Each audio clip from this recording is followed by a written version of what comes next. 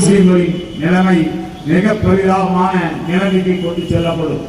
இந்திய முஸ்லிம்கள் நாம் அனைவரும் நம்மால் முடிந்த அளவுக்கு நடுவிலே ஆறுகின்ற இந்த நடுவண் அரசை எதிர்த்து நமக்கு எதிராக கொண்டு வரப்படுகின்ற கருப்பு சட்டங்களுக்கு எதிராக நம்மால் முடிந்த அளவுக்கு நாம் அனைவரும் ஒன்றிணைந்து ஒரே குரலில் கோவையிலிருந்து எழுப்பப்படுகின்ற இந்த குரல் மத்தியில் ஆளுகின்ற நடுவண் அரசை பாராளுமன்றம் சென்று நம்முடைய குரல் ஒலிக்கும் வகையில் நம்முடைய போராட்டங்கள் வலுப்பெற செய்ய வேண்டும். குறிப்பாக இந்திய யூனியன் முஸ்லீம் லீக் தொடங்குகின்ற இந்த போராட்டத்தை போல் மற்ற சமுதாய அமைப்புகளும் அரசியல் கட்சிகளும் வருகின்ற காலங்களில் செய்ய இருக்கிறார்கள்.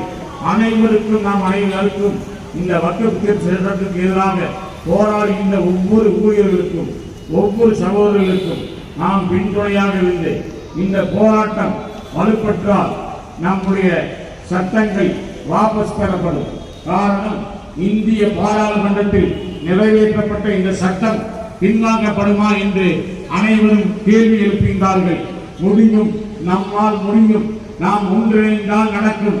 நம்முடைய முயற்சியின் முதல் கோல் உச்ச நீதிமன்றத்தில் இந்திய யூனியன் முஸ்லீம் தொடங்கி முஸ்லீம் லீக் தொடங்கி 20 அமைப்புகள் வரலாற்றிலே முதல் முறையாக உச்ச நீதிமன்றத்தில் மேல்முறையீட்டு செய்து அது கடந்த 7 நாட்களாக வாதங்கள் செய்யப்பட்டு நமக்கு ஒரு சிறு ஆதரவுகள் தந்து கொண்டிருக்கிறார்கள்.